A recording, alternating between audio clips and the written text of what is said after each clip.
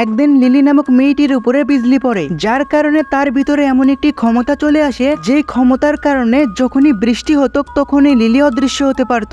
একদিন বৃষ্টির দিনে লিলি অফিসে আসে এবং তার বসের সাথে লিফটে চড়ে। লিফটে মেয়েটির মাথায় শয়তানি বুদ্ধি আসে এবং সে তার বসকে জ্বালানোর জন্য সামনে থাকা একটি আন্টিকে, যার কারণে সে আন্টি বসের গালের টিনে একটি থাপ্পড় বসায়। বেচারা বস তো বুঝতেই পারছিল না কি কারণে তাকে মারা হচ্ছে। বসকে মার খেতে দেখে লিলি এই প্রথম ভিতর ভিতর খুবই খুশি হয়, কিন্তু একদিন সে জানতে পারে তার বসের ওয়াইফ তার বসকে চিট করছিল, যেখানে বসের ওয়াইফ তার প্রেমিকের সাথে কোম্পানির সমস্ত টাকাকে চুরি করতে চায়। এসব কথা জানার পরে লিলি তার বসের জন্য খুবই স্যাড ফিল করে। মেয়েটির আসল চেহারা তার বসকে দেখানোর জন্য লিলি তার ল্যাপটপ থেকে সমস্ত ফাইলকে নিয়ে নেয়। এরপরে বসের ওয়াইফ যখন তার ল্যাপটপে হাত দেয় তখন সে সন্দেহ করে। এরপরে সে অফিসের সিকিউরিটি গার্ডকে কল দেয় এবং সমস্ত দরজাকে বন্ধ করতে বলে। লিলি লক্ষ্য করে অফিসের সমস্ত দরজাতে তালা মেরে দেওয়া হয়েছে, কিন্তু লিলি চায় তার হাতে যে ইউএসবি ড্রাইভ আছে যে কোনো মূল্যে এটা তার বসকে দিতে। এইদিকে বৃষ্টি থেমে যাচ্ছিল, যার কারণে আস্তে আস্তে লিলিকে দেখা যাচ্ছিল। কোনো উপায় দেখতে না পেয়ে লিলি সামনে থাকা একটি মেন্স টয়লেটে প্রবেশ করে,